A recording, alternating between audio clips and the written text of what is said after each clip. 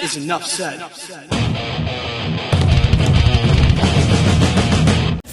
Happy Taco Tuesday, Heat Nation. Ernest here, back with another Miami Heat Talk video. Would really appreciate if you guys could like the video, subscribe to the channel. You know the drill. Now let's get ready to rock and roll on another Miami Heat Talk adventure. I'm sure Heat fans are bummed.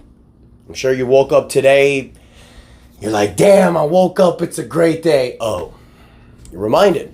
Because the Miami Heat blew it again last night. You lose to the Boston Celtics 102-88. The Heat are down 3-1. And it's like I said before. If you're going back to Boston in a Game 5 down 3-1, chances are, series may be over. Now, even with all the negativity that's going on, you got to throw some positivity out there. You got to give some flowers to certain guys. Bam Adebayo. Bam Adebayo, who constantly proves that he is the cornerstone of this team. Constantly proves that he is the guy that's going to carry the Miami Heat culture banner. Because Bam Adebayo left it all on the floor last night. 42 minutes, 11 for 22 for the field, 1 for 3 from the three-point line. My man was trying to score. Bam gives you 25 points, 17 rebounds, and 5 assists. He did everything he could to help this team. It just wasn't enough. Now look, Caleb Martin, 37 minutes, has a decent game, 18 points, 5 rebounds, 2 assists, 2 steals. I know I mentioned yesterday that in the post-game video that Caleb Martin, is one to blame. It's not because of last night specifically. It's because 2 games, you go out there, you have 2 separate games where you have 5 points and 2 points. Caleb Martin was a nightmare for the Boston Celtics last year in the Eastern Conference Finals, and for 2 games, he couldn't even crack double figures this year. Now, I know there's certain reasoning for that, but you're trying to get the bag. Last night was an opportunity for Caleb Martin to be a $11 to $13 million contract player to bump that up to 18 to 20 million, possibly. He had to show out in this series. I think last night, okay game. He's a negative 15 out there, though. Tyler Herro, 44 minutes, 8 for 17 for the field, 19 points. Tyler Herro is fine. He's fine. But for people to think that he's a potential star, he had an opportunity to show it in these playoffs. He only cracked 20 points 1 time.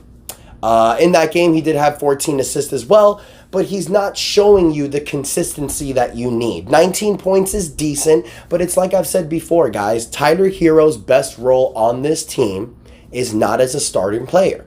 His role on the team, if we want to redo this next year, if we want the right roster next year, Tyler Herro needs to be the 6th man. That is his best role on this Miami Heat roster. The fact that he hasn't accepted it yet tells me that this possibly is not going to work. It's been 5 years now. You've wanted Tyler Herro to take the reins during the regular season to allow Jimmy to be that playoff performer. He usually gets injured. And when he's given opportunities, he has one breakout game, but it's not followed with consistency. That's my issue with Tyler. The consistency's not there. You get not great games from Jaime Jaquez and Nikola Jovic. Jaquez has 9 points, Jovic with 3. Patty Mills makes a showing, 9 points off the bench. I mean, then you don't really get scores. Kevin Love and Duncan Robinson don't do anything. Duncan's with the injury. Love, Boston has done a great job keeping him out of the mix defensive-wise. This is just a year that's just ascended for the Miami Heat, you guys. That's just been filled with mediocrity. That's just been filled with injuries, with load management. This has just not been the right year. Last year, we caught fire when it was the right time. But if the Heat got bounced last year by Milwaukee in the first round, we would be having these same conversations we're having now. The last 2 years, we've noticed something. This team needs to take the regular season more seriously. You need to. That needs to be the objective next year. Now, look, you can say what you want. We're hampered by injury. Jimmy Butler and Terry Rozier have not played in this series. Duncan Robinson's injured.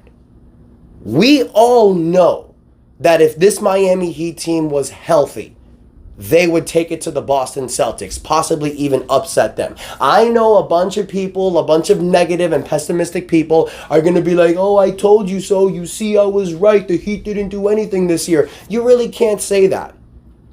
I think the Heat showed a lot this year. And you guys know me, I'm glass half full. I like to look at things with a positive perspective. So here we go. In a regular season, you had Tyler Hero miss half of the season with injury. Jimmy Butler missed 22 games. Bam Adebayo, Kevin Love, Caleb Martin, Duncan Robinson, multiple players missed double-digit games this year. Terry Rozier was traded in the middle of the season to get acclimated.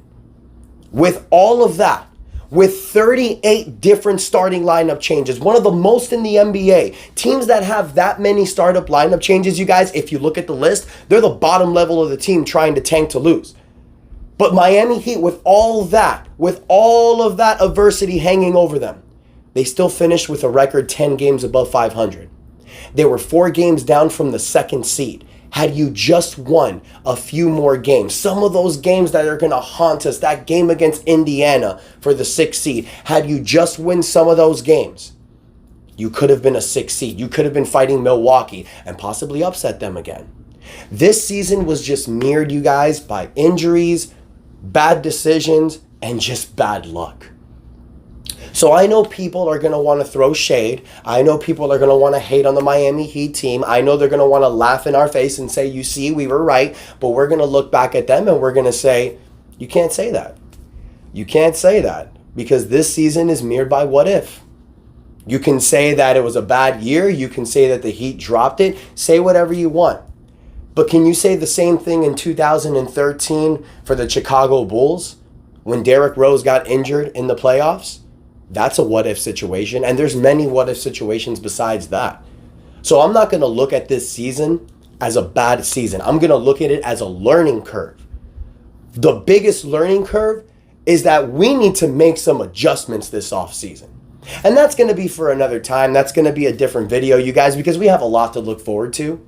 Now, I know the month of May is going to be really tough. The Heat are most likely the Heat are not going to be playing playoff basketball. Now, Kristaps Porzingis did get injured yesterday. We don't know the extent of that. We don't know what's going on with Jason Tatum's ankle because of that BS flagrant call that the referees gave Bam in the fourth quarter. Miami Heat made a nice little run, cut it down to 11 points. They call a whistle. Jason Tatum just shoots a 3. Bam just, defends it like they do after the play. And then Jason Tatum steps on Bam's ankle. Whether you believe it was a flagrant, whether you believe it wasn't, it was a BS call in my opinion. It killed the momentum for the Miami Heat, and we ended up losing the game. But that's neither here nor there. The Heat still have a shot. We're down 3-1. But let's be honest, the only game we won this series was on the road. What are we doing game 5? Playing on the road. Maybe Porzingis doesn't play. Who knows what happens? You still have a fighting shot. If there's still air left in your lungs, if you still can breathe, you fight. You don't quit. You don't stop. So for people saying that the series is over, last time I checked, Boston didn't win 4 games. It's 1-4. Boston's won 3. Let's see what happens. Stay positive, Heat fans, not just with the Heat, but in life. That's just the way that I like to look at things. So I want to hear from you, Heat Nation. What do you think about last night? What do you think about these last 2 games in Miami? Do you think it was typical Miami Heat basketball, or was it just mirrored by bad luck? Don't forget to like the video, you guys. Don't forget to subscribe. Let me know in the comments what you think. You think the series is over, or do you still think we have a fighting chance? Thank you so much for everyone that subscribes. If you're not, please click that subscribe button. Help your boy grow this channel. Click that notification bell to get all my updates. Stay positive, Heat fans, and that is enough said. Enjoy your day.